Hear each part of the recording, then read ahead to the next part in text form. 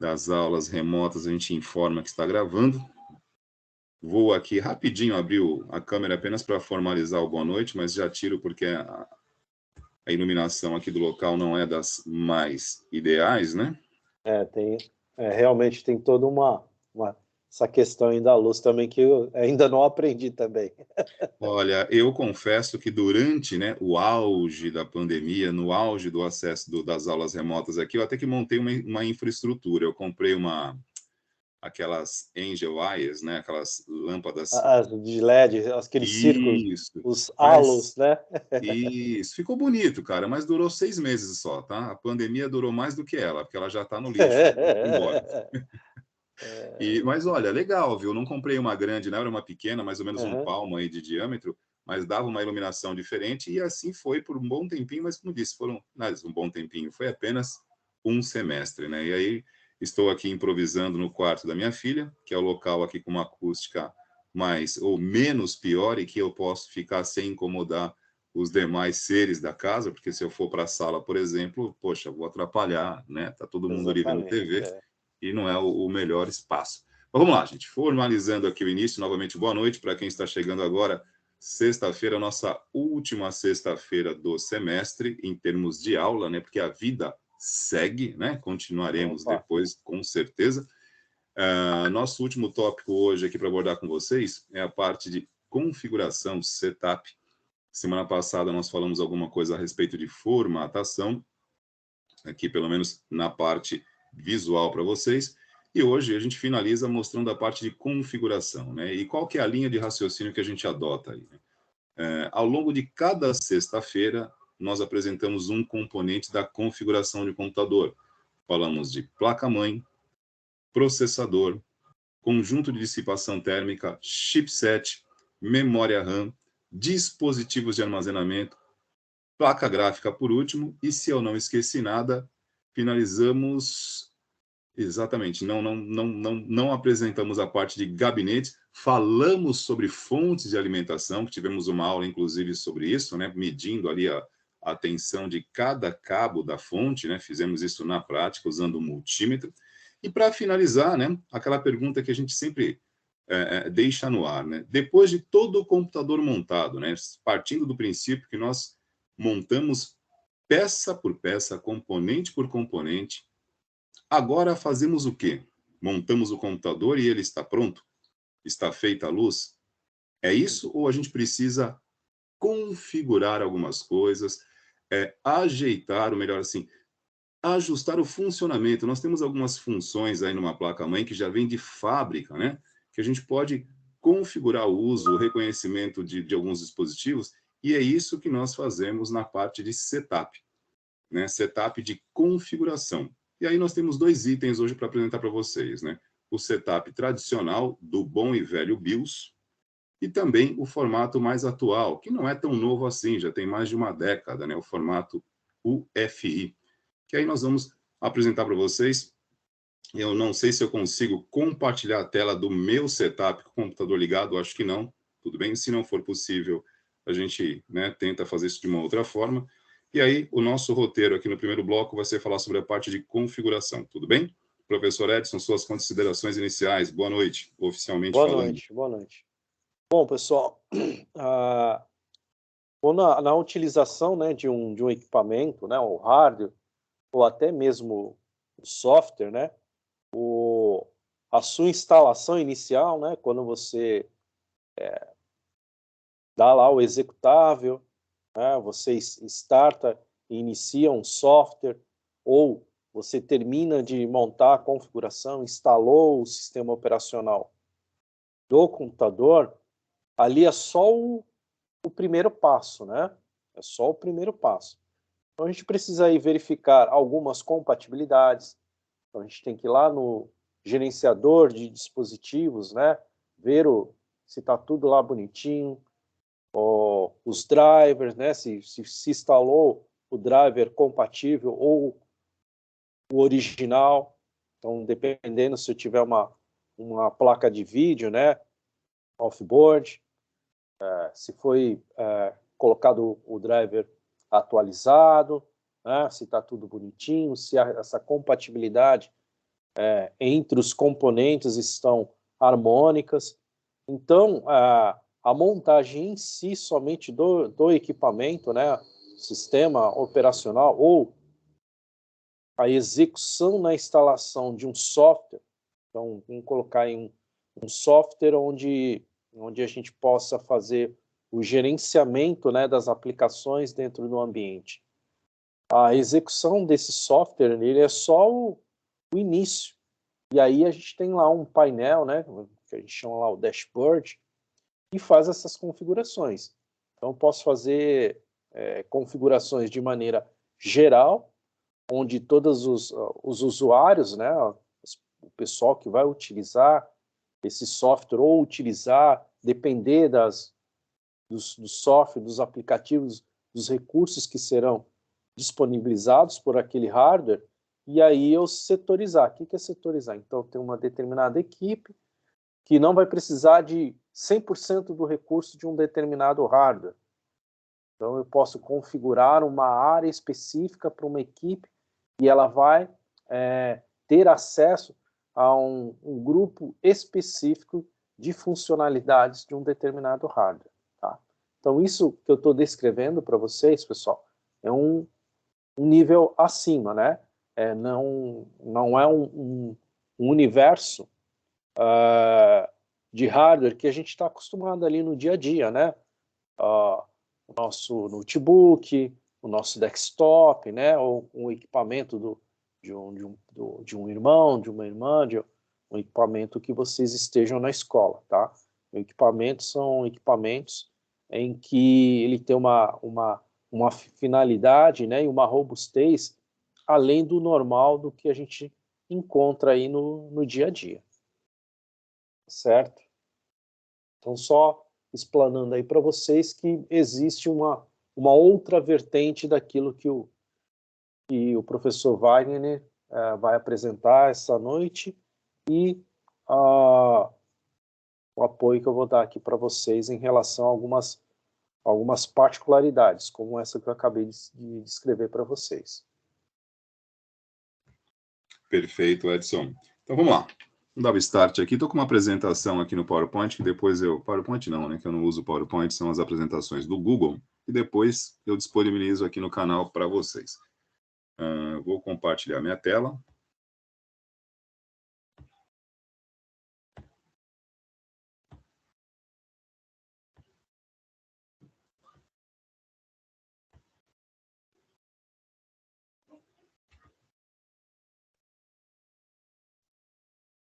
Pergunta, estão vendo minha tela aí? Aqui para mim está tranquilo, Wagner. Beleza. Bom, então, conforme, né, a nossa introdução aqui minutos atrás, quando chegamos nesse local chamado setup, o que é o setup? Né? Quando eu falo que vou fazer o setup de um computador, ou setup de uma Smart TV, ou de um dispositivo eletrônico qualquer, o que significa setup? Configuração, ajustes, você definir como cada peça, como cada componente vai funcionar individualmente ou em conjunto. Isso é o setup. E aí, cabe aqui uma observação. Quando você compra um computador pronto, já montado, ele vem pronto para uso, obviamente. Dificilmente você vai precisar ficar entrando em configurações, né? E que fique claro, né? A gente está num curso de informática para suporte, então vocês serão ou já são aqueles que vão colocar as coisas para funcionar quando elas pararem. E não o contrário. Não é vocês que vão fazer as coisas parar. Então, a ideia de entrar no setup, seja num BIOS clássico, né, tradicional, ou no formato UEFI, que é o formato mais novo, é entrar aqui para fazer ajustes ou até, se for o caso, algumas correções. Agora, esse aqui não é um local de entretenimento. Ninguém entra no setup para ser feliz. Estou entediado numa manhã de chuva, não é aqui que eu vou achar o que fazer. Eu só entro no setup mediante uma necessidade que eu preciso configurar. Beleza? Então, tirando o fato de você comprar um computador já pronto para uso, nós estamos partindo do princípio E aí marca o ponto zero da nossa aula aqui. Estamos partindo do princípio que nós montamos um computador ao longo de um semestre, onde cada sexta-feira nós trouxemos aqui uma peça, um componente, um dispositivo a ser somado a essa configuração, ok? Terminada esta montagem, placa-mãe, processador, memória, conjunto de dissipação térmica, como já havia dito, dispositivo de armazenamento, placa gráfica ou não, fonte de alimentação, eis aí a nossa configuração básica, né? Sem contar teclado, mouse, monitor. Agora a gente precisa, vamos lá, o computador veio novo, né? Colocamos ali um SSD. Quando você compra, por exemplo, um dispositivo de armazenamento, seja ele um HD comum ou um SSD, acredite, ele não vem com Windows para você. Você precisa instalar o sistema operacional. Para que instalar o sistema operacional? Para que você possa utilizar o equipamento. Então, simplesmente para fazer uma instalação de sistema operacional, muitas vezes você precisa entrar no setup, porque você precisa definir, por exemplo, a sequência de boot. O que é a sequência de boot? Eu vou aqui entrar na tela de demonstração do setup para tentar explicar para vocês o que... Explicar não, né? Repetir o que já foi dito semana passada. Sequência de boot é a maneira, ou seja, a ordem através da qual o computador será ligado. Quais são os dispositivos que ele vai acessar inicialmente quando eu ligo. Então, para que vocês possam acompanhar o raciocínio, e eu obviamente tenho certeza que todo mundo aqui sabe ligar um computador, né? Você aperta o botão Power, e nesse processo de ligar o computador pressionando a tecla do Power, ele simplesmente executa um processo de inicialização. Esse processo tem uma ordem definida, né, que eu estou apenas relembrando, nós já falamos sobre isso semana passada. Nesta sequência, nós temos o chamado processo de POST, que é o autoteste de inicialização. POST, que é um acrônimo, né, uma sigla. POST de Power On Self-Test, autoteste de inicialização. Esse autoteste de inicialização, ele vem de fábrica, gravado num chipzinho que fica na placa-mãe. Esse chip com esta gravação é classificado como firmware, ou seja, é um arquivo que já vem de fábrica, para que esta placa-mãe possa reconhecer os dispositivos iniciais do seu sistema. E aí alguns testes são executados, como, por exemplo, se existe processador e ele está funcionando, se há um dispositivo de vídeo para que ele possa retornar uma mensagem na tela e se esse dispositivo está funcionando, ele verifica nesse teste inicial também se há memória RAM e se a memória RAM disponível possibilita que o sistema operacional seja carregado. E aí, passando esses testes iniciais, né, de processador, memória, ele passa primeiro para o próximo passo, que é verificar se tem uma unidade de disco, no caso um HD ou um SSD, e se nesse dispositivo possui um sistema operacional, que no caso aqui pode ser o Windows, pode ser o Linux, ou se for, por exemplo, o smartphone, pode ser o Android, lembrando que o processo de inicialização do Android é um pouquinho diferente, porque é um smartphone, ele tem umas ordens diferentes, então vamos focar aqui em computador e notebook. E essa sequência, ela pode ser alterada aqui, no setup. Tudo bem? Caso você compre, como nós falamos aqui ao longo do semestre, mais memória RAM, ou você compre, por exemplo, para incluir na sua configuração, para melhorar o desempenho do seu dispositivo, um SSD.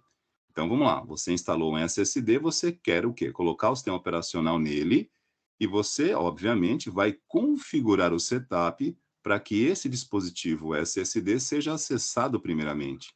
Então, você precisa configurar isso. O computador não é médium, ele não é paranormal, ele não vai adivinhar o que você quer. Você tem que dizer para ele, ó, está aqui o meu SSD, estou colocando o sistema operacional nele e eu quero que você leia esse dispositivo primeiramente.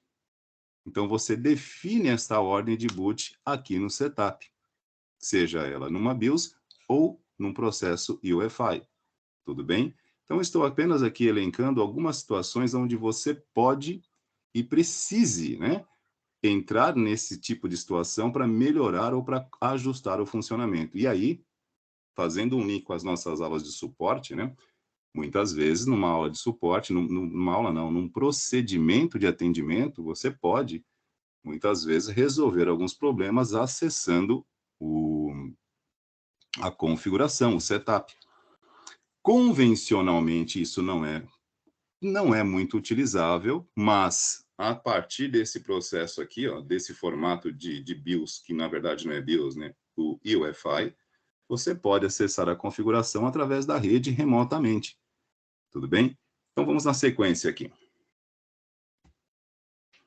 Primeiramente, eu vou mostrar para vocês aqui os dois ambientes, ou pelo menos ilustrar, né? Não vou mostrar a fundo, que eu estou mostrando apenas a tela, não estou mostrando aqui o funcionamento. Isso aqui eu peguei pela internet, procurei aqui uma imagem que tivesse os dois formatos de setup.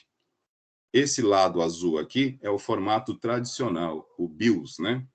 BIOS, que é um acrônimo também, uma sigla, né, de Sistema Binário, Sistema Básico de Entrada e Saída, onde basicamente você faz o reconhecimento dos dispositivos.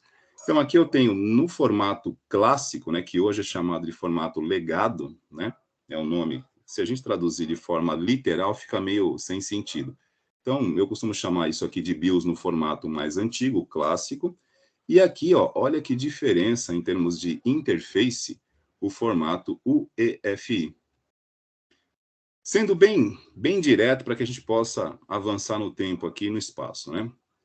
A diferença de funcionalidade entre esses dois modos é gritante, em termos não de desempenho, mas de possibilidades e recursos. No formato clássico, que hoje é chamado de formato legado, né?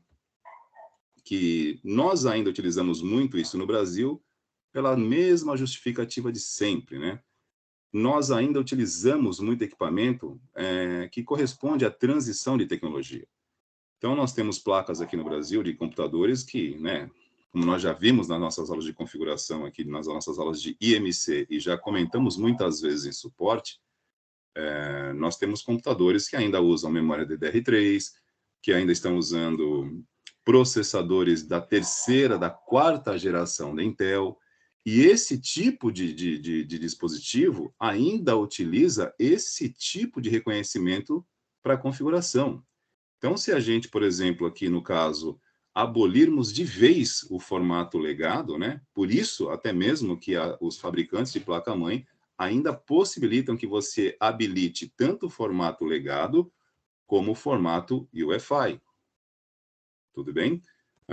As placas de última geração, as placas tops de linha hoje, nem vêm mais com formato para BIOS. É tudo em formato com interface. Tudo bem? E aí, para que fique claro, professor, mas a diferença se dá apenas na tela? É apenas visual? É apenas estético? De forma alguma, gente. Aqui eu tenho esse arquivo, né? Essa telinha azul que vocês estão vendo com configurações padrões, configurações avançadas dos chipsets, periféricos integrados, ou seja, tudo que vai instalado no computador, né, de periférico, monitor, controle gráfico, as portas de comunicação, tudo fica aqui na parte de periféricos integrados, entendam por periféricos, né? Tudo que está no entorno do computador, tudo que é periférico ao computador. No caso, ele não está falando aqui especificamente de mouse e teclado, mas das conexões que vão permitir você acessar mouse, teclado, monitor e assim impressoras e assim sucessivamente.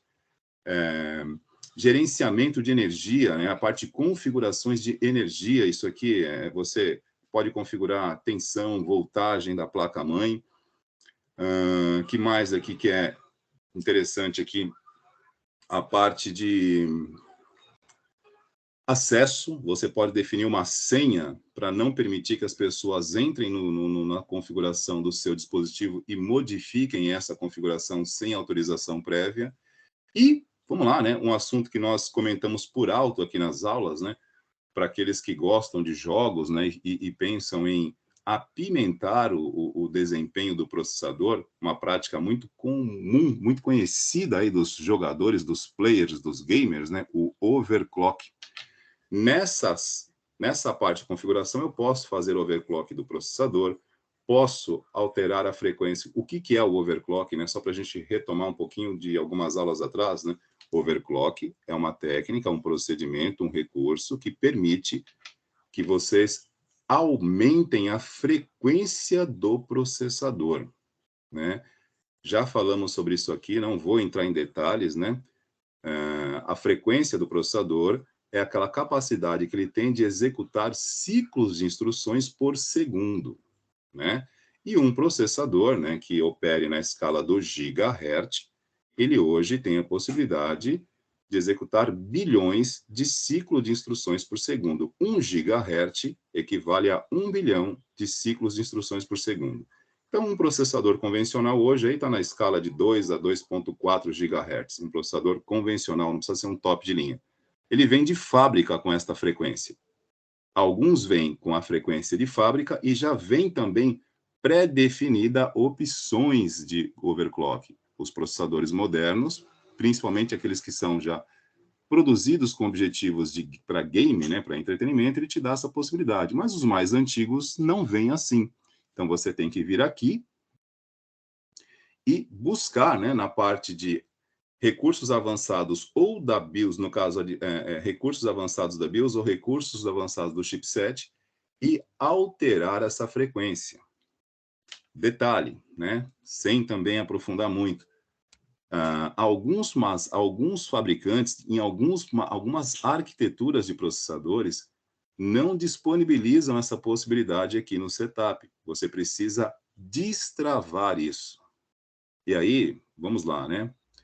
Lembra de uma frase da vovó que dizia assim, né? Prudência e caldo de galinha não faz mal para ninguém? A pergunta que faço para você... Oi, diga. Diga. Aproveitando aí o seu ensejo, né? Também para um mundo mais vamos dizer assim, cultura pop, né? Grandes poderes, grandes responsabilidades. Porque isso que você está apresentando é o coração do equipamento. E se você não tiver um conhecimento técnico, uma base sólida para, num caso de necessidade, fazer os ajustes e as correções necessárias, você pode trazer um grande dano ao equipamento. Com certeza, Edson, e é justamente nesse ponto que eu gostaria de chegar, né? Porque assim, né, a gente tem que lembrar que, assim, a terceira lei da física newtoniana, né? Toda ação gera uma reação proporcional em sentido contrário. Então, assim, se o fabricante não está disponibilizando isso em setup para alguns processadores, isso significa, né, que esse processador talvez não tenha nascido, não foi produzido para suportar por muito tempo uma frequência muito acima daquilo que ele foi projetado. O que eu quero dizer? Cara, não inventa. Se você fizer isso, com certeza você está estressando além do que ele pode e vai reduzir, sim, significativamente a vida útil do seu processador. Ok? Agora, quando já vem essa opção aqui no setup, significa que ele já tem, né, algum preparo para isso, ele já foi projetado para isso. Então, eu vou só comentar aqui com vocês. Quando ele não vem com essa característica, ou seja, nem aparece, porque de vez em quando a galerinha da manhã eles já são mais ousadinhos, né? Você fala isso em aula, eles já vão testar. E eu não uso aquela frase de programa de TV sensacionalista. Não tentem fazer isso em casa. Eu já falo logo, quer fazer, faz, mas assuma a bronca depois, né? Não diga que eu não avisei. Então, assim, se o processador que você tem no seu equipamento não vem com esta possibilidade no setup, porque quando vem, aparece aqui nas configurações ou avançadas, ou na parte avançada do chipset. Tudo bem? E não vem escrito overclock, clique aqui e seja feliz. Ele vem com uma outra forma, tá? Aparece lá como FSB frequência, CPU frequência, e aí você tem a possibilidade de aumentar isso. Vamos lá. Fica aqui somente, está gravado, tá? Está gravado isso aqui, e se vocês não confiarem na parte digital da gravação, talhem isso na pedra, porque no papel o tempo apaga. É o seguinte, se você quiser testar nesses processadores que não tem projeto para isso, Sejam prudentes, aumente ali 10%, 20% no máximo a frequência do processador. Não joga muito alto, gente. Acima de 30%, 40%, claro, você vai fazer isso e em meia hora ele não vai queimar. Mas se você deixar isso dessa forma por muito tempo, ele vai reduzir a vida útil, tá? Vamos lá. Aumentei a frequência do processador, eu estou aumentando todo a demanda de uso em cima dele. Então, olhem aqui a telinha do lado, ó. Vamos olhar para o UEFI aqui. Eu tenho temperatura, voltagem, tudo bem? Tanto do processador e tenho aqui, ó, o sistema de dissipação térmica. O próprio UEFI já está falando para você, meu filho, olha aqui o que você tem na mão, veja bem para onde você quer levar isso. Essas informações não ficam tão visíveis aqui no formato clássico. Aqui fica um pouco mais. Então, se você associar a falta de conhecimento à imprudência, com certeza você pode vir a ter problemas a curto prazo, não é na hora, tá? Alterei a frequência, queimou. Isso não é assim que funciona. Você estressa o processador, vai estressando, vai estressando. Em algum momento, se não houver, vamos lá, aumentei a frequência, aumentei o consumo de energia, aumentei a temperatura, se eu não tiver o cuidado de melhorar todo esse processo em volta, né? Colocar um dissipador térmico mais potente, se a fonte de alimentação não der conta de alimentar isso da forma como precisa, fatalmente o seu processador terá uma vida reduzida. Ponto. Não estou dizendo que não pode fazer. Estou dizendo que se fizerem, façam com cuidado. E tudo isso que eu estou falando se refere especificamente a processadores que não têm isso em projeto, que a arquitetura dele não foi projetada para isso. Tudo bem? Agora, existem processadores, principalmente os mais modernos, e já disse isso aqui, estou repetindo, que já são fabricados também com esta possibilidade. E aí a coisa muda de figura, beleza? Então, falei um pouquinho aqui do overclock, que é uma prática que acaba despertando muita curiosidade. E eu também gosto de desmistificar, né? O overclock não é uma prática do demônio. Não é digno de inquisição. Ninguém vai ser excomungado aqui porque fez um overclock. Só tome cuidado. Beleza? Comprei uma maquininha para jogo. Coloquei um processador mais forte ali. Vou colocar um overclock nele, presta atenção. Verifica se a temperatura dele está ok. Verifica como fica a temperatura depois que você aumentou a frequência. Vê se ela aumentou muito. Vê se o consumo e a fonte de alimentação está conseguindo dar conta, senão também vai dar ruim. Beleza?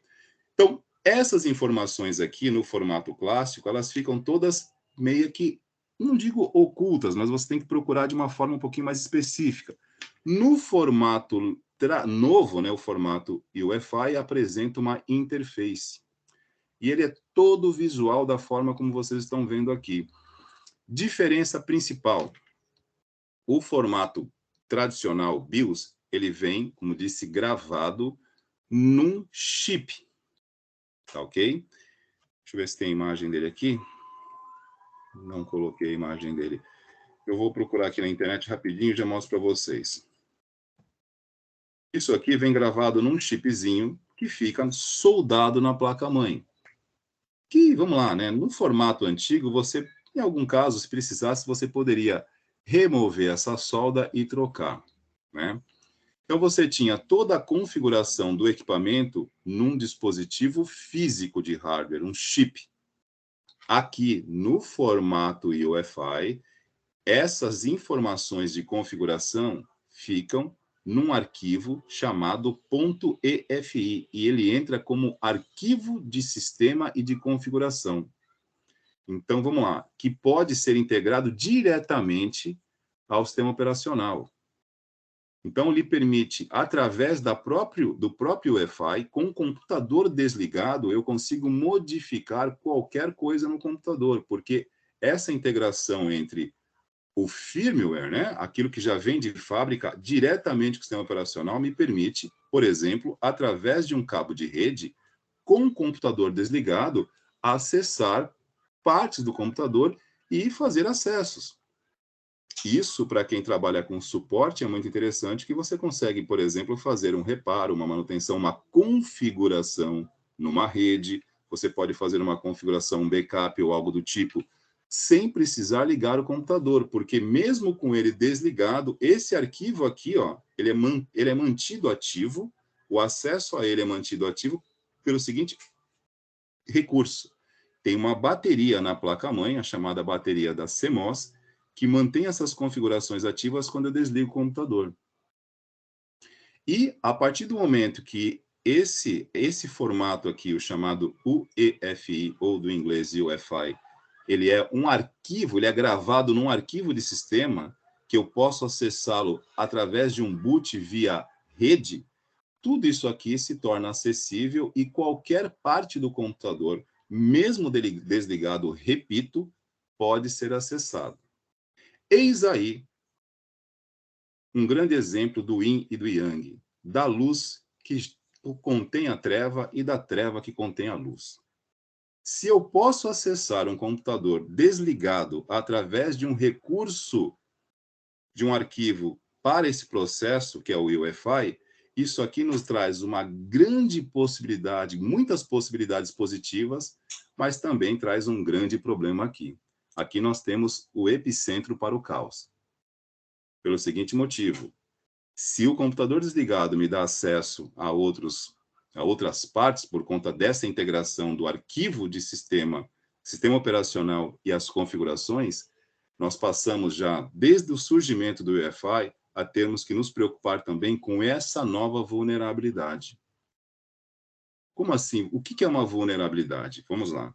Para que eu pudesse invadir um sistema no formato BIOS, esse computador tinha que estar ligado e tinha que estar com o sistema operacional carregado. Você tinha que invadir um sistema de alguma forma, ou através de um spam, através de um vírus, alguma modalidade, algum arquivo malicioso, infectar esse computador para que eu pudesse ter acesso a ele e ali praticar um ataque virtual. Mas ele tinha que estar ligado. Através do recurso do UEFI, que ele integra, né, esse arquivos de sistema com o sistema operacional e as configurações, eu consigo, repito, mesmo com o equipamento desligado, acessar um computador. Então, por esse motivo, justifica, por exemplo, por que a Microsoft se preocupou tanto em trazer para o Windows 11 um recurso de segurança em nível de hardware, o chamado TPM. Não sei se vocês já ouviram falar em TPM, mas não a TPM tradicional do universo feminino, mas a TPM, ou melhor, o TPM. Aqui é um artigo definido singular, masculino, o TPM, que a Microsoft introduziu no Windows 11. É um módulo de proteção contra ataques, contra ameaças, né? Trusted Platform Module. É um módulo, uma plataforma com um módulo de segurança em nível de hardware, ou seja, para impedir, ou, porque assim, impedir 100%, a gente já não acredita mais, mas que cria alguma dificuldade no acesso a esse equipamento com ele desligado. Existem alguns tipos de ataques virtuais hoje, um deles é o chamado rootkit, que você acessa um computador com ele desligado através do arquivo de sistema UEFI.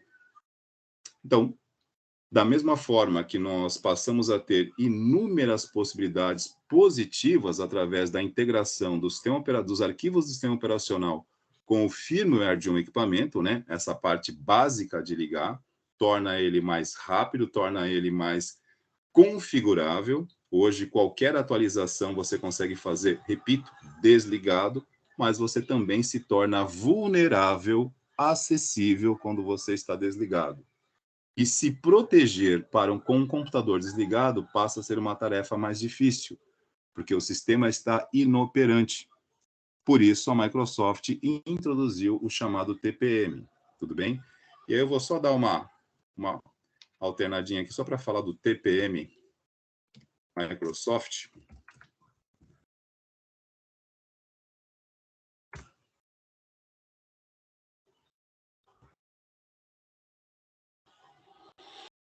Coloquei a telinha aqui, não preciso ler isso aqui, mas só para... O TPM, a princípio, né, foi um dos requisitos iniciais que a Microsoft pediu, solicitou para a instalação, como recomendação, né, para a instalação do Windows 11. Porém, hoje, isso já está, digamos assim, contornável, né? Então, a gente contorna um dispositivo de segurança para facilitar a instalação e digamos assim, a disseminação do Windows 11, mas há aí, como disse, uma possibilidade que fique em aberto, porque senão o seu computador pode ser acessado mesmo desligado. Tudo bem? Então, sem pânico, tá? Tudo bem? Sem teorias de nada alarmante aqui, sem sensacionalismo, né? A palavra fica meio trava-língua aqui, né? Sem o sensacionalismo, mas segurança digital hoje, a chamada cybersecurity, não é sensacionalismo, não é mito, é fato, né? Então, mas isso é um assunto para uma outra hora. Só estou aqui trazendo algumas inovações que o formato UEFI trouxe, mas consigo também vieram algumas responsabilidades. O professor Edson acaba de citar agora há pouco, né? Quanto mais recursos a gente possui por um lado, ou, né, fazendo aqui uma alusão ao Yin e o Yang, né, da tradicional filosofia chinesa do Tao, do tudo, né, tudo que existe. Então, você tem, através de uma projeção de recursos muito grande, a abertura de espaço para novos ataques e novas vulnerabilidades. Quer falar alguma coisa sobre isso, Edson? Fica à vontade. Sim, toda vez que a gente tem uma nova forma de lidar com a tecnologia, uma nova forma, né, de facilitar essa interação homem-máquina, a gente quebra conceitos. Quebrando conceitos, né, então tudo aquilo que nós fazíamos anteriormente passa a se fazer de uma forma diferente, certo? Ponto pacífico aí. Também traz alguns contratempos. Então, hoje, por exemplo, aí eu vou citar uma situação particular, né, então, hoje a gente tem o fator de segurança, que é o duplo fator de segurança.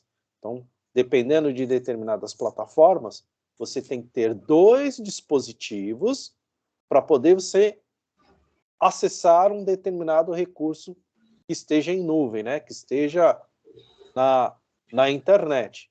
Se você perder ou esquecer, ou se você não tiver acesso à internet, né, ou por algum motivo aquele dispositivo que você habilitou, ele esteja inoperante naquele momento, você não consegue acessar o recurso. E isso já aconteceu comigo em algumas aulas na ETEC, até aconteceu uns 2, 3 meses atrás. A sorte que eu sempre brinco com os alunos, né? Backup Arasa. Então, você sempre tem que ter um arquivo de segurança, um hardware, um software ali, né, de segurança, de segundo plano, um plano B, né? E senão você não consegue, muitas das vezes, não ter acesso àquilo que você precisa. Facilita? Facilita. Por quê? Independente de qualquer dispositivo, se você está no seu smartphone, se você está no tablet, se você está num desktop, você consegue ter acesso. Mas você tem o conceito, né? Uma nova maneira de lidar com a tecnologia, só um momento, pessoal, com a questão do duplo fator de segurança. Você tem que ter 2 dispositivos para poder acessar aquele recurso. Tá? Opa, perfeito, Edson. Só para fundamental o que nós estávamos falando aqui, que é legal. Esse é o grande lance de dar aula hoje, quando você tem como plano de fundo a internet. E isso, acho que nos coloca como professor num outro patamar, né? Porque eu acho que a gente não detém mais conhecimento, a gente traz informação. A informação está, aliás, ela está em todos os lugares. Acho que a gente precisa fazer é filtrar e trazer para vocês. Então, eu acabei de falar sobre o cuidado, né, os recursos que o formato do UEFI, né, que é um local apenas e tão somente para configuração, mas que traz consigo muitos recursos, porém, traz também algumas vulnerabilidades. Uma delas é você ter a possibilidade de seu computador ser acessado mesmo desligado, né? E aqui eu citei como exemplo um malware do tipo rootkit, né? Então, não vou ler aqui a definição, estou no site da Kaspersky, que é uma das empresas de segurança de dados de cyber security das mais renomadas do mundo, né? Não precisamos entrar no detalhe que ela é russa, né? E a Rússia, nesse aspecto, assim como Israel, são muito respeitados nesse quesito.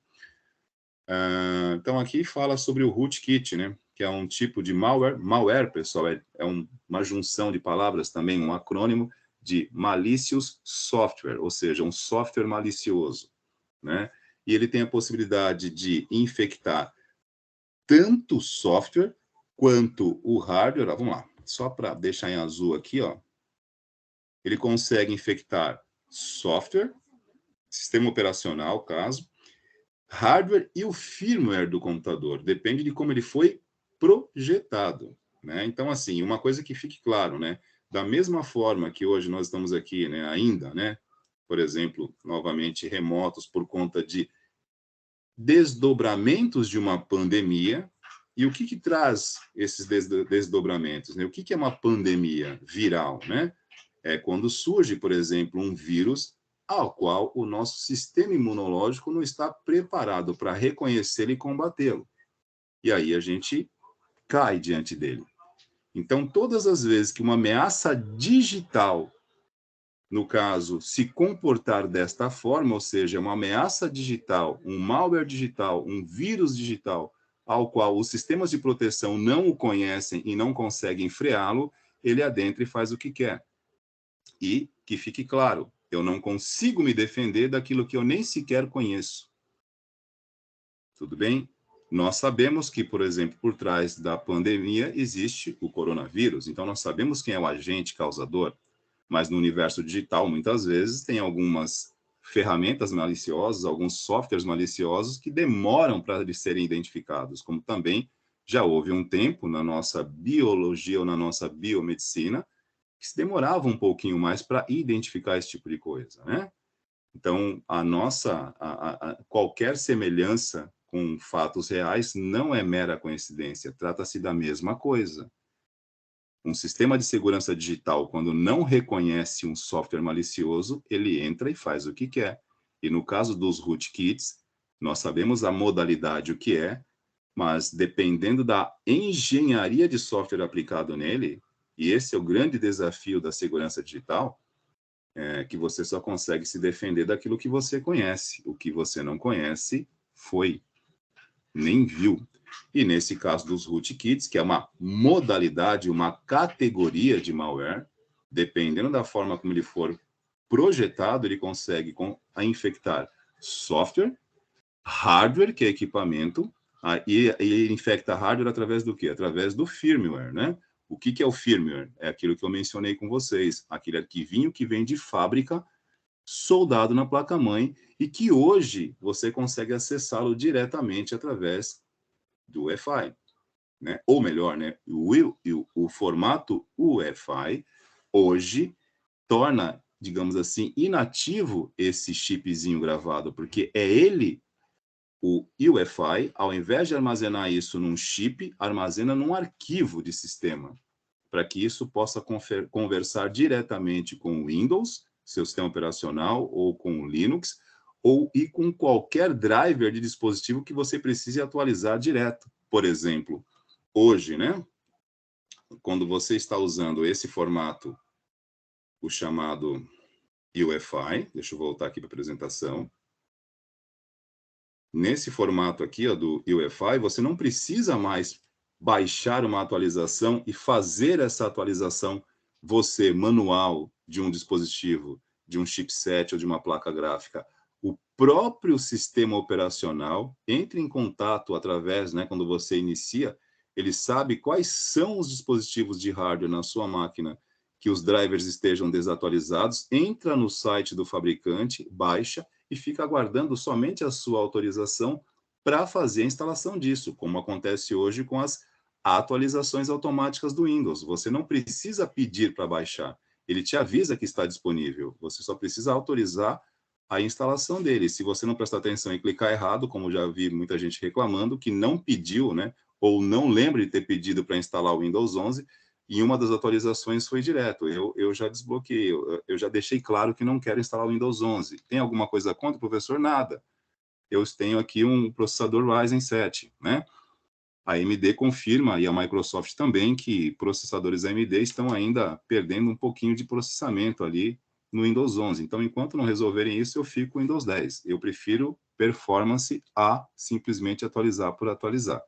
Mas voltando ao cerne da questão, o UEFI, um formato mais novo, traz para nós aqui uma série de recursos, mas também traz algumas responsabilidades. BIOS, Sistema Básico de Entrada e Saída. Firmware é o chipzinho, né? Um arquivo, né? Aliás, é um tipo de arquivo que vem de fábrica gravado num chip na placa-mãe. Deixa eu aproveitar aqui e lembrar também, ó. BIOS na placa-mãe. Só para que vocês possam visualizar. Nós não mostramos isso no laboratório, mas para que a gente possa mostrar para vocês aqui imagem, porque uma imagem vale mais do que 1000 palavras. Bom, ó, aqui eu tenho uma imagem, ó, de uma placa onde eu tenho o chip da BIOS inserido aqui na placa-mãe. É aqui que fica os arquivos da BIOS clássica, né? Nesse chipzinho, que às vezes está soldado e às vezes está apenas inserido aqui. Tudo bem? Nesse caso aqui, olha, é muito mais difícil você infectar esse tipo de dispositivo. Não que seja impossível, tá? Porque aqui, embora ele já venha gravado de fábrica e ele é classificado como uma EEPROM, deixa eu colocar aqui, EEPROM é uma memória programável e que vem de fábrica. O fabricante da placa-mãe é que armazena informações nesse chip para que os demais dispositivos que você instale na placa-mãe possam ser reconhecidos. Todo arquivo de BIOS que está gravado aí dentro, ele pode ser e, em algumas ocasiões, precisa ser atualizado. E eu sempre digo isso, quando necessário, né? Hoje, no formato da UEFI, vamos voltar aqui para a nossa apresentação, essa atualização é automática, né? Ele se atualiza automaticamente, você não precisa pedir. O professor Edson, que é contemporâneo a mim, não estou chamando ele de velho longe de mim, porque eu sou um cara educado, lembra que nos... Mas não obsoleto. Sim, sim, sim. Lembra que no passado, quando nós falávamos sobre atualização de BIOS, todas as vezes que falávamos isso em aula, a gente deixava muito claro que era um procedimento de risco. E por que é um procedimento de risco? Porque, veja bem, esse processo de gravação da BIOS era feito pelo fabricante. Então, para que nós fizéssemos isso em casa, ou no laboratório, ou no computador do trabalho, você precisava se cercar de alguns cuidados, como, por exemplo, vamos lá, acessar o site do fabricante, baixar o arquivo de atualização, precisávamos criar um disco de boot. O que é um disco de boot? Que lá no passado era um disquete. Você colocar esse arquivo de atualização nesse disquete e gerar a inicialização do computador através do disquete, que ao ligar o computador, ele leria o disquete e instalaria esse arquivo de atualização da BIOS para atualizar a BIOS. E qual era o grande desafio, o grande risco aí? Qualquer problema que acontecesse nesse processo de atualização, que era uma regravação, se um dano nesse momento acontecesse, você poderia inutilizar a placa-mãe, porque simplesmente você inicia uma gravação e interrompe no meio, você perde o restante desse reconhecimento da placa. Então, era um procedimento que a gente sempre desaconselhava, ou, quando fosse necessário ser feito, que fosse feito por alguém experiente, que soubesse de todas essas precauções que devesse tomar. Confesso a vocês que, né, em quase 30 e poucos anos aqui mexendo com esse tipo de coisa, eu acho que atualizei BIOS umas 4 ou 5 vezes no máximo, né? Uma delas foi por conta de uma placa gráfica, né? Ao comprar uma placa gráfica que era compatível com a minha placa-mãe, que eu me certifiquei antes, instalei a placa gráfica, mas percebi, né, que não houve nenhum tipo de mudança no visual, na qualidade, na resolução. E o sistema operacional reconhecia, o próprio setup reconhecia, né, o próprio BIOS reconhecia é que nós temos o hábito de chamar a BIOS por um artigo feminino. A BIOS, na verdade, é o BIOS, porque é o sistema, né? Não é a sistema de entrada e saída, é o sistema. Mas tudo bem, isso não vem ao caso. Ele reconhecia, o BIOS reconhecia, o sistema operacional também, porém, a placa não performava, ela não melhorava a minha resolução.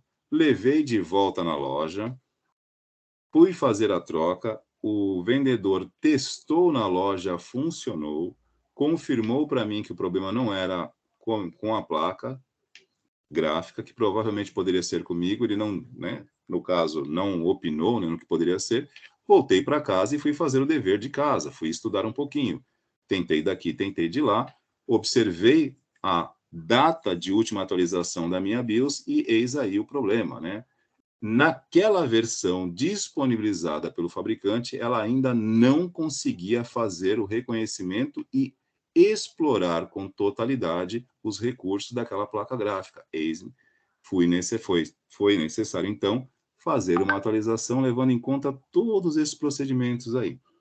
Tudo bem? Mas não tive problemas. Hoje, né, quando nós gravamos uma atualização sobre a BIOS, nós estamos gravando esse local aqui, ó, uma EEPROM, né, que é uma memória, né, somente é muito complicado, eu acho isso uma contradição, professor Edson, se você me permite, eu acho isso aqui um contraditório na mesma frase, né, porque ela é uma memória de somente leitura, mas programável. Então, se ela é programável, ela não é somente leitura, né?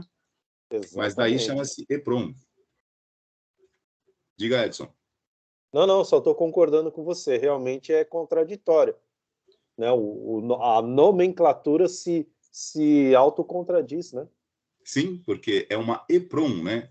Programável, apagável, somente leitura, uma memória somente leitura, programável e apagável. É uma contradição em si, é o sei que nada sei. Mas, enfim, hoje, né, isso não é mais necessário. Aqui, ó, é a tela mais ampla, né? Estou pegando a tela completa aqui do formato BIOS, com essa carinha azul. E assim, se nós pegarmos no laboratório da escola, vamos pegar aqui o laboratório da escola, que são 20 computadores do mesmo fabricante, em tese com os mesmos recursos instalados. Vocês vão pegar aí 20 placas-mães iguais, 20 computadores com a mesma configuração, vocês vão ter 20 arquivos de setup do BIOS iguais. Contextualmente, eles são iguais, gente. Aliás, similares, né? Porque dependendo do que tem instalado em cada computador, vão aparecer opções diferentes aqui. Tudo bem? Então, embora exista uma proximidade, uma semelhança, mas também existem as particularidades de cada computador e daquilo que ele possui instalado, que vai aparecer aqui para nós. Beleza? Uma coisa importante para falar para vocês aqui antes que o nosso horário termine. Algo que a gente costuma precisar fazer às vezes daqui no setup, né? É configurar a ordem de boot, né? Que é a ordem de boot ou prioridade de boot ou sequência de boot. Ninguém precisa ter nível avançado de inglês, mas é preciso ter, né? E aí também um novo desafio para vocês dessa geração digital, né? Interpretação de texto, né? Que hoje as pessoas interpretam texto com alto grau de conveniência. Eu interpreto do jeito que eu quero, mas aí não funciona. É complicado. Complicado. Demais. E nesse caso aqui, ó, a gente está mostrando para vocês uma mensagem aqui que está falando, ó, boot priority, ou seja, não falou de sequência de boot, não falou aqui dos termos que eu usei, está chamando de prioridade de boot. Subentende que aqui você define que setor vai ser lido quando o computador for ligado. E o que é o dar o boot? Dar o boot, né, traduzindo de forma literal, que é idiota, né, seria dar a partida, dar um pontapé, dar o boot, né? No caso, para nós, dar um pontapé não faz sentido, mas é dar a partida, ligar o computador. A ordem de prioridade. Então, você define, ó, se você quer começar lendo o CD-ROM, alguma unidade USB, por exemplo, se você estiver for dar a partida, né, o processo de boot por um pendrive, você define para, primeiramente, ó, first boot device, o primeiro meio que vai ser inicializado. Se você for dar o boot por um pendrive, você define USB. Se for por um CD-ROM ou um DVD, você define o DVD.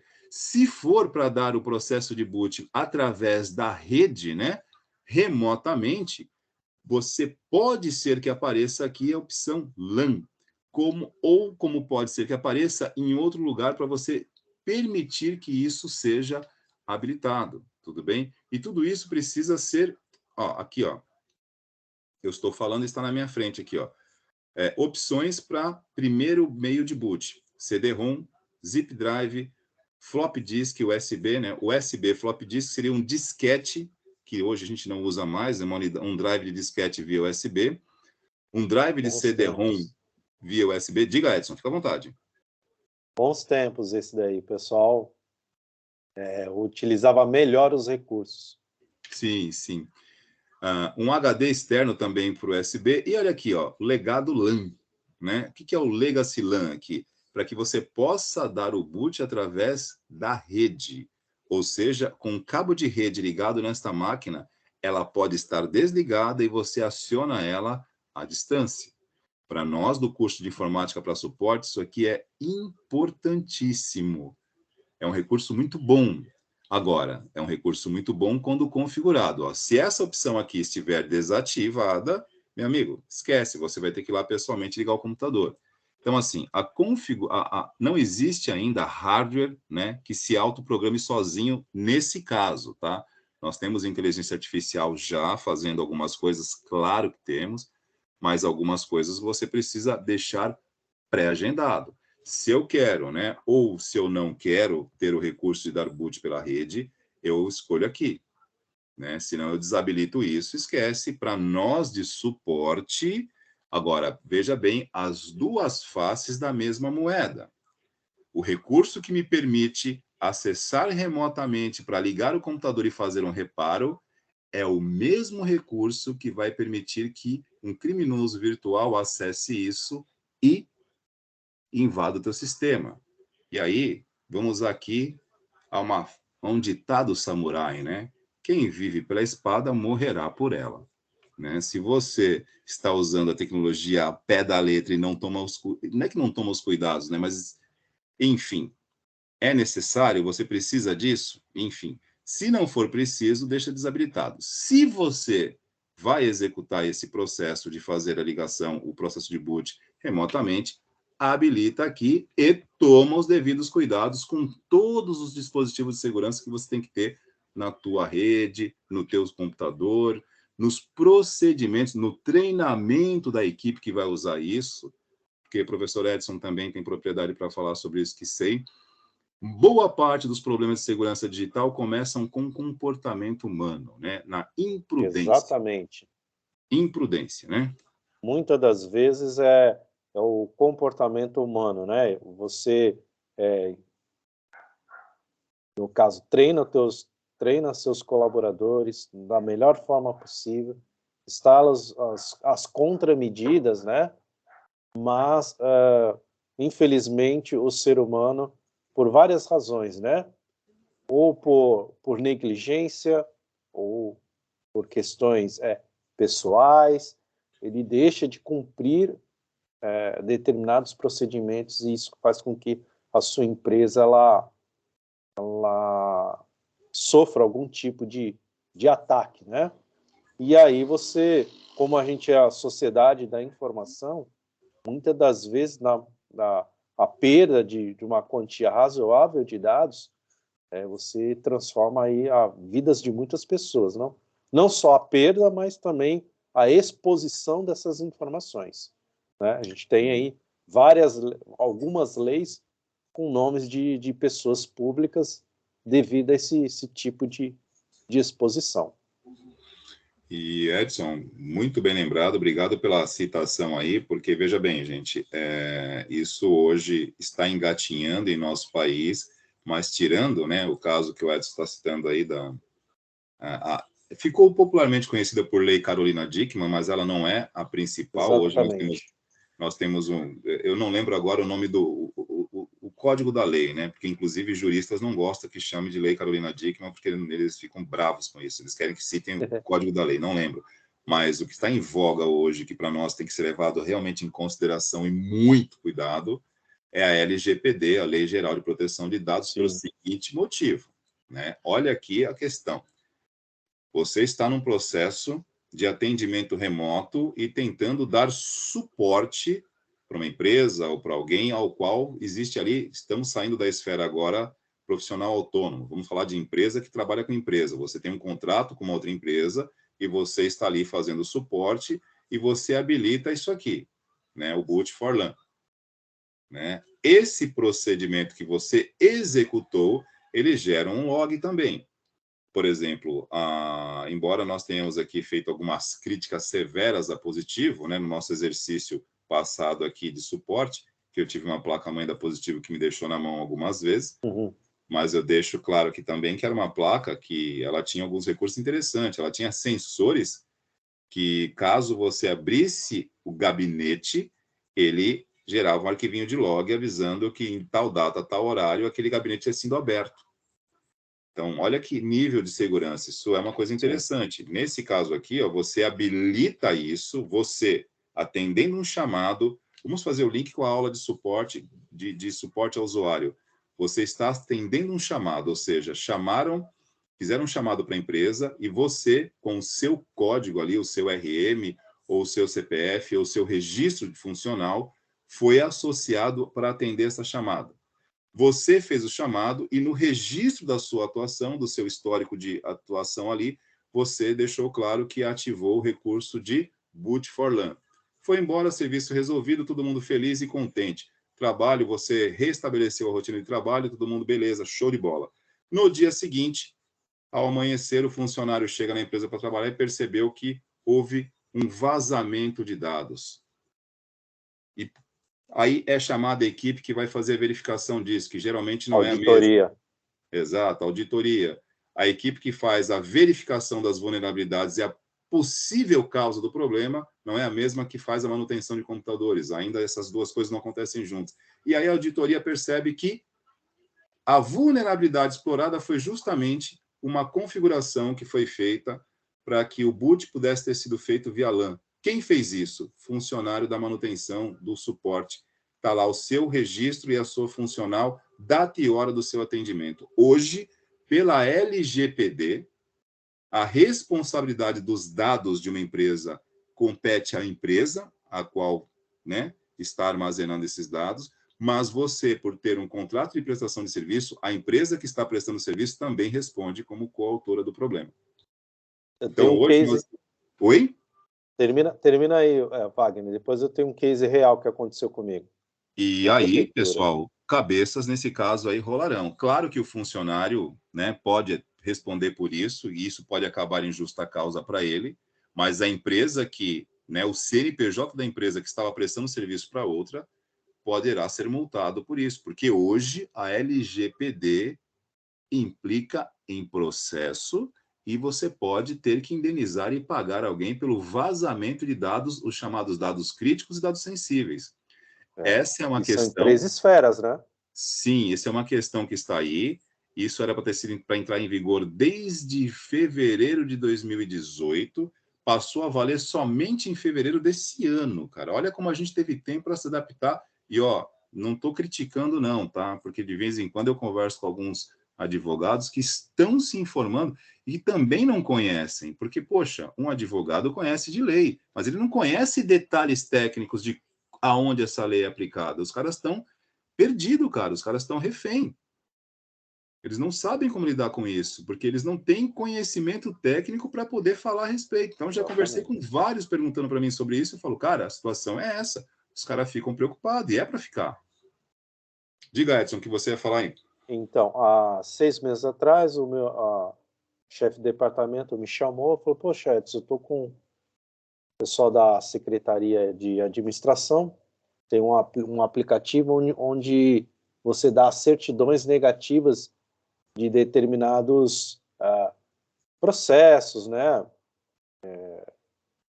questões jurídicas da prefeitura com o contribuinte, né? E tinha uma aplicação antiga, um legado, né? E foi feita em Axis. E o Axis, quando ele chega num determinado número de registros, ele dá uma travada. Ele não consegue operar, né?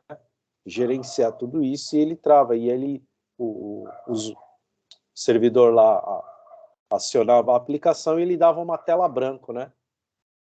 Aí o meu chefe me chamou, pediu para eu dar uma olhadinha, tal, não sei o que, eu falei, tudo bem. Aí uma hora e meia, eu consegui achar qual era o problema, só a possível solução, só que tinha um problema maior. Quando eu consegui ver, né, porque a gente, dependendo do nível que você tem na rede, você consegue ainda ver, mesmo que seja um acesso menor, mas você consegue ver pelo menos a pasta. O conteúdo, mas você não consegue manipular. E eu vi do que se tratava, que era uma aplicação onde você dava a certidão negativa de várias situações jurídicas da prefeitura. Aí eu chamei meu chefe e falei, ó, a situação é essa, eu já achei uma possível solução, só que é o seguinte, ó, tem essa situação, essa aplicação, ela faz isso. E você vai me desculpar, mas eu não vou mexer sem uma pessoa que me dê autorização, que seja registrado o motivo por que eu estou acessando. Aí meu chefe falou, não, você está certo. Aí levou metade aí do dia, entrou o secretário da administração, e aí ele me deu autorização para poder mexer. Porque vai daqui um mês, dois, aconteça alguma coisa, né? Quem mexeu na base de dados? Edson. Edson. E... Então, você tem que ter muito cuidado com isso. Às vezes, você tem, não, vamos resolver, mas você também, na hora que você está dando suporte, que é isso que eu quero passar para os alunos, na hora que você vai dar o suporte, você também tem que pensar nessas questões jurídicas, né, questões de procedimento, para que isso não venha te dar dor de cabeça lá na frente. De fato, Edson, e detalhe, né? Como a gente demora um pouquinho para pegar as coisas, né? Porque nós temos um raciocínio aqui no Brasil que existem leis que pegam e existem leis que não pegam. Não é isso. Infelizmente, O grande problema não é isso. As leis que não pegam, não é que elas não pegam, é que você ainda não teve nenhuma implicação com ela para que você responda por isso. Porque quando você responde, você percebe que ela já pegou faz tempo. E nós estamos aprendendo a dirigir o carro com ele em andamento. Porque, repito, cara, não foi nenhuma nem duas, não. Assim, você tá, às vezes, num aniversário, cara, conversando com algumas pessoas, aí pô, você acaba conhecendo uma aqui, acolá. Pô, você faz o quê? Eu mexo com isso e tal. Pô, cara, eu sou advogado, eu tô perdidão nisso, como é que funciona? Pô, o Antônio, pô. O Antônio, que é o nosso coordenador de polo aqui na extensão, ele é advogado. E ele sempre, a gente sempre conversa e fala, cara, é uma área que a gente precisa conversar, porque... E a maioria dos advogados não sabem como funciona isso. E outra, não tem, né, só a questão da lei, né? Tem a questão da tecnicalidade para você ali coadunar com a lei. Sim, e um terceiro ponto... Esse é o grande, que eu acredito que seja o grande problema não é problema de você ser jurista. Não é questão jurídica, né? De operar a lei, mas como é que eu vou coadunar o artigo, né? Fazer a harmonia entre o artigo e a praticidade da questão técnica. Como é que eu consigo traduzir isso para poder blindar a minha empresa, blindar o meu cliente de uma possível situação jurídica futura, né? E assim, Edson, e aí a gente volta a um raciocínio que eu fiz de forma irônica alguns minutos aqui atrás, mas que no fundo a gente faz a ironia, mas não para fazer gracinha, mas para reforçar o sentido. Sim. Eu citei a conveniência na interpretação de texto e na interpretação de contratos, e aí, vamos lá. Na questão trabalhista e jurídica, há um contorcionismo muito grande para fazer, às vezes, o errado parecer certo. Sim. E aí premissas falsas, né? Exatamente. E aí a gente tem uma alusão aqui para fazer, né, da sociedade Facebook, que é a capa do livro, que geralmente o que parece não é e raramente é. Então, o que acontece, né? Hoje a gente tem, e já faz muito tempo, há muito tempo que está acontecendo, empresas na área de TI, que eu vou citar aquelas que a gente sabe, pelo menos, quando contrata um funcionário, né, de um patamar um pouquinho mais elevado, não contrata, de fato. Ele simplesmente cria um MEI, cria Prestador de um... serviço. Sim, O pessoal chama de exatamente. pejotização. O MEI, né, microempreendedor individual, é uma forma de você abrir um CNPJ e a empresa te contrata como um prestador de serviço, justamente para fugir dos encargos, né, e de uma série de questões processuais aí que até pouco tempo atrás estava em voga no Brasil pela força dos sindicatos, né, que hoje já não está mais. Mas aí, essa prática, hoje, com a chegada da LGPD e a sua implicação em termos de lei, de fato, e não apenas como proposta, porque agora, né, pegou mesmo, e esse recurso também está sendo usado, Edson e demais colegas que nos ouvem, né, como uma forma da empresa se isentar de responsabilidade, porque existe Sim, um prestador de serviço que está sendo pago também com CNPJ para isso. E, detalhe, já, esse tipo de caso já está sendo visto e revisto pela LGPD, e, no caso, cai justamente na mesma circunstância que essa que eu citei aqui, hipoteticamente, de um suporte, quando a tua empresa de suporte faz um ajuste que gera depois um ataque naquele ajuste. Ambos respondem, mas quem responde solidariamente. majoritariamente é a empresa primária, aquela que estava, no caso, atuando. Então, vamos lá, o CNPJ aí vai responder, vai recair sobre você, cai, mas a parte maior é da empresa que te contrata. Então, esse contrato com o CNPJ, como, né, como prestador de serviço, não isenta a outra parte de responder, ela responde sim. Esse subterfúgio para simplesmente sair pelas entrelinhas não pegou, viu? E, então, turma, pelo horário aqui são 9 horas, vocês têm alguma pergunta para fazer? A gente acaba pegando um assunto no outro e são várias implicações hoje. Hoje, uma configuração de computador, um suporte ao usuário tem N desdobramentos, né? Exatamente. Não Aqui é tem só a parte técnica da coisa, né? N desdobramentos, né? Olha só onde vocês estão se enfiando, E né? por isso, até mesmo o pessoal que tem preguiça, às vezes, de uma guia de serviço, é importante o preenchimento da guia de serviço. Eu tenho outras histórias também do pessoal, a equipe que eu trabalhava, a gente só não respondeu juridicamente, porque como eu sempre tem que ter o chato, né? Eu gosto de fazer esse papel. Senão a gente ia responder juridicamente. Guia de serviço. Guia de serviço mal preenchida, né? Aqueles campos que estão lá, eles não estão simplesmente para poder ocupar o espaço na folha de papel. Ele tem um porquê. Então, demora, é chato, não nego, mas que vai te salvar de muita dor de cabeça, Isso. com certeza vai. Senhores e senhoras, né? Estamos num número reduzido aqui. Eu espero que vocês ainda estejam conosco. Alguma pergunta? Alguém em relação a BIOS e UEFI, seus desdobramentos, porque eu acho que os desdobramentos hoje são tão importantes quanto o cerne da questão, porque hoje, como o Edson citou, e a gente sempre comenta, né? A gente fala do texto, mas temos um contexto muito grande que está diretamente ligado ao assunto que não dá para a gente deixar de tocar. Então, qualquer assunto desse que vocês queiram perguntar, estamos à disposição. Se não tiverem dúvidas, como dissemos no início, a gente ia seguir com vocês até o final do primeiro bloco, e no segundo bloco eu terminaria de lançar as menções de vocês aqui. Pedro, João Henrique, Camille. Alguém quer perguntar alguma coisa?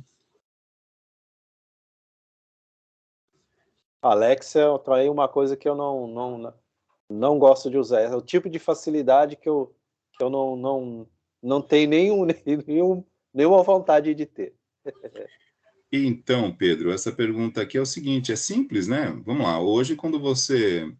o mesmo conceito, né, tecnológico que o Alexia usa para ligar o computador, é o mesmo quando de você pedir para ela ligar tocar uma playlist sua no YouTube e ela tocar. Porque simplesmente o comando de voz que você dá está associado a um procedimento para executar. É um programa. Então, se você manda ligar o computador, naquele momento ela manda um sinal, um impulso, e vai ligar o computador. Se for um computador que estiver, nesse caso, com uma configuração que permita, né, uma ligação via LAN, né, ou, no caso, via WAN, né, se você tiver, aí, no caso, uma rede Wi-Fi configurada para acessar, e que a rede Wi-Fi é ainda pior, né, porque aí você não está sobre, pelo menos, a barreira de um cabo, você está aberto, né. Então, a Alexia funciona da mesma forma. Vamos lá, se nós comentamos aqui que através desse recurso, né, de configuração de boot, né, através da rede, você pode ligar à distância o computador. Se você tiver, no caso, você não precisa nem do Alexia, se você tiver aí, no caso, o Android, né, e você conseguir configurar isso para ligar, um recurso de voz reconhecido para que você dê um comando, e esse comando estiver associado a um scriptzinho para ligar o computador, porque assim, vamos lembrar aqui... Python.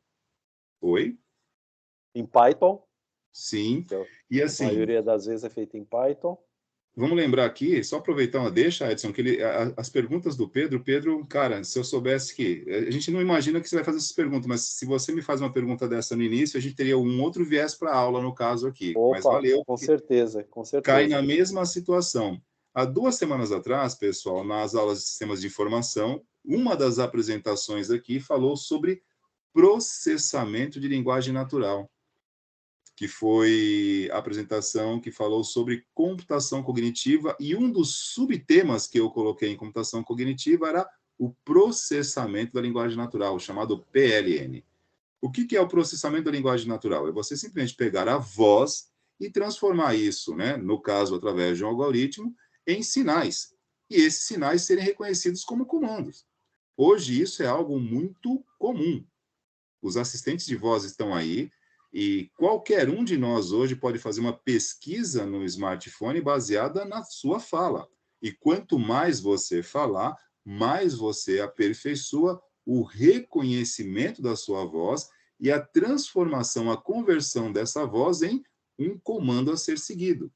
Isso é processamento de linguagem natural, que para nós é muito simples, parece algo instantâneo, né, do tipo faça luz, mas entre você falar, o sistema receber isso como áudio, converter isso em comando e executar processos a partir daí, tem toda uma subdivisão de coisas, mas na classificação isso entra em processamento de linguagem natural, algo muito simples e que hoje para nós está totalmente ao nosso alcance. É o mesmo recurso que vai permitir com que a Alexia reconheça, ligue ou desligue o seu computador. Toque uma playlist, como, por exemplo, o meu despertador em casa. Quando ele desperta, ele me toca aqui, ele passa, né, a previsão do tempo e me mostra a agenda do dia. E ele fala para mim, tenha um bom dia. Ele não faz a menor ideia do que é um bom dia. Ele não sabe o que é o sol. Hoje será um dia bonito. Tem um lindo dia, por causa da temperatura, a previsão do tempo. Mas ele não sabe o que é isso. Mas ele diz. Né? Você não precisa responder para ele bom dia e conversar com ele, porque é apenas um sistema, um algoritmo. Mas está aí. É o mesmo recurso que a Alexia vai usar para ligar o seu computador através desse recurso de boot for LAN. Tudo bem, Pedro? Sim, impressionante, mas ao mesmo tempo simples, né? Cadê o recurso aqui? Para a gente finalizar. Isso aqui é uma placa-mãe, né? De uma BIOS formato antigo, né? Ó, esse formato de BIOS aqui, ó, ela foi produzida com entre 84 e 2010. Nós já tínhamos esse tipo de recurso, gente, em 2010, ó, Legacy LAN, que já permitia você fazer esse tipo de coisa numa BIOS comum. É que hoje está ainda mais acessível por conta do formato UEFI, mais fácil de acessar.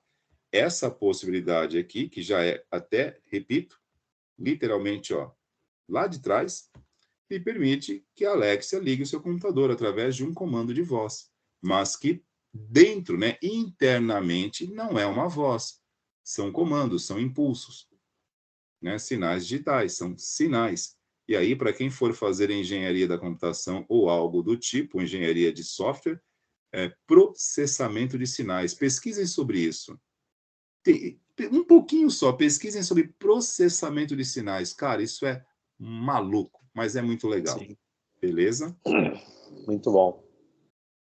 Turma, 9 horas, né? Sexta-feira aqui. Bom, se vocês não tiverem mais dúvidas, depois do intervalo a gente libera vocês aí, porque nós vamos terminar de lançar as menções.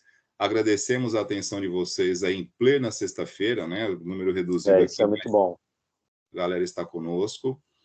Tenham boa noite, um bom final de semana. Professor Edson, suas considerações finais aqui para a gente ir encerrando. Bom, pessoal, estarei como o professor Wagner também à disposição dos senhores, né? Caso o que foi exposto aqui, mesmo dentro do conteúdo, a gente apresentou várias possibilidades aí para vocês, né? De tecnologias, de questões até mesmo de profissionais. Se quiser conversar com a gente em particular e a gente puder tirar essas dúvidas, vamos tirar. Questão também de menções, isso aí a gente vai, ao longo aí, até o final da noite, aí a gente estaremos resolvendo isso. Tá bom, pessoal? Wagner, boa noite.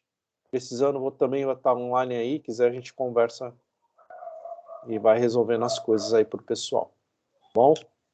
Perfeito, Edson. Muito obrigado pelo suporte, né? Espero que a gente esteja de volta aqui semestre que vem. Vamos ver se a gente consegue uma outra parceria. Obrigado. Continuar essa parceria, né?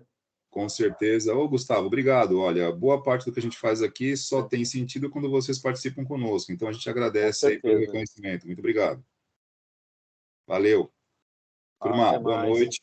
Bom final de semana para todos aí. Vou encerrando aqui a reunião. Parei a gravação e encerrei.